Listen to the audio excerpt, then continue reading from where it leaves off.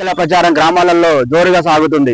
పేద ప్రజల జెండా ఎజెండా అది ఒక ఎర్ర జెండా మాత్రమే.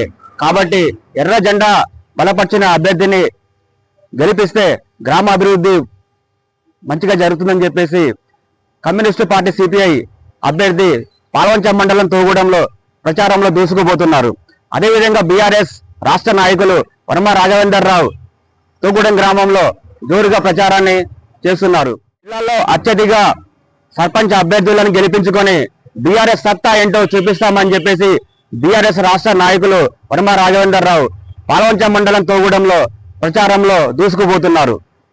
కొత్తగూడెం శాసనసభ్యులు ఎమ్మెల్యే గారు బలపరిచిన సిపిఐ అభ్యర్థి జరుపుల మోహన్ రావు గారిని ఈరోజు